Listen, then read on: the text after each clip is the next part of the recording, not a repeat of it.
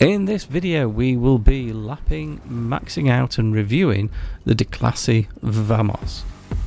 Now across quite a few of my videos I've described this in a few different ways. I've called it my favourite rubbish car, and I've also said that I think it's rubbish in a good way.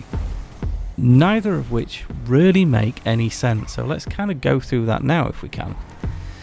So it's based on the 70s Chevy Nova, and it's the only car in the game. There are a couple of things that are unique about it. The first is that it's the only car in the game that I know that you can make a couple of different movie cars out of.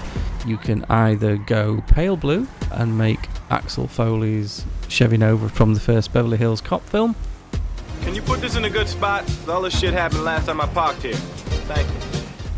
Or you can do what I've done, and you can go black with the skull and crossbones on the bonnet, and you can go for Stuntman Mike's Chevy Nova from the lesser known and little appreciated Tarantino film Death Proof. Now if you haven't seen Death Proof, I won't spoil the plot for you, but if you have seen it, you'll know that the way this thing drives and handles is perfectly in line with how this car is portrayed in the real film.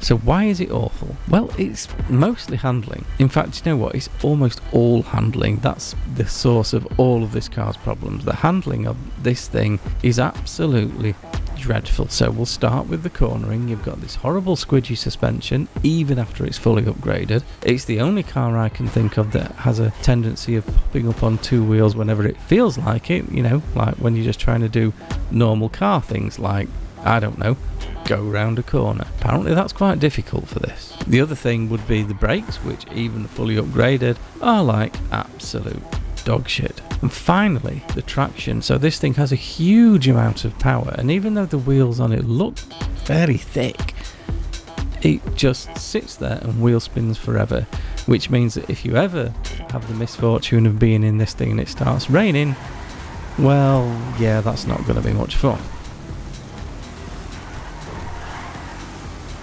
However, the reason I think it's crap in a good way is because it does give you those movie car options, and anyone that's been watching the channel for a while will know I'm a sucker for a movie car.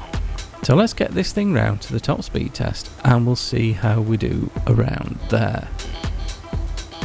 So here we are at the top speed test, and despite that rather dodgy start, this thing will probably do okay. I'm not going to restart for that crash because it's virtually impossible to get this thing around a lap without crashing into at least 50% of the cars that are on the road at the same time as you.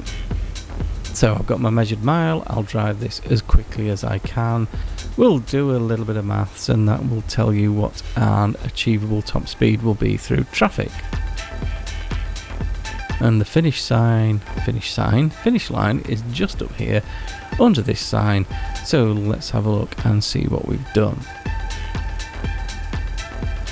So time for final thoughts and review. What do we think? Well, it's terrible, it really is. It is as bad as I've been saying. It's quite cool in that, you know, it's one of the very few cars in the game where you've got a couple of different movie car options. So far as I know, it's the only car in the game that has the option for the stunt cage, which gives you a load of extra stuff, which obviously makes it line up with the car from Death Proof that little bit more. But should you buy it? No, don't buy it. It's terrible. There are much better things to spend your money on. If you're building up a collection and you want it, then fine. If you're wanting to do movie cars and you want it, then fine. Even if you don't want to do the Death Proof one, even if you want to do Axel Foley's car from Beverly Hills Cop, then yeah, go for it for that reason, but don't go for it for any other reason because it's generally quite terrible. And looking at the lap time as I'm going round, the lap time aligns with what I think of it. This is going to be really, really far down the bottom, and most of that is due to the handling because it is so difficult to avoid the other cars. It's almost like the steering wheel is connected to the front wheels by fax rather than by something mechanical. You kind of ask it to go in a direction and it has a bit of a think, and then it decides whether it's going to go in the direction you asked it to go in. And, you know, sometimes it will, sometimes it won't. And then it seems to spend a bit of time wall crawling. It's terrible, it's just terrible. But cool at the same time. And here's the time we managed to put in.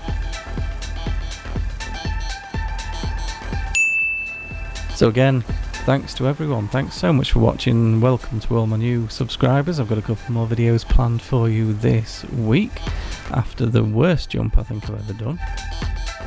Wow, styled that one out. So we'll have the Entity MT coming up for you soon, and the next tips video is also inbound very shortly. So thanks so much for watching, and I will see you all in the next one.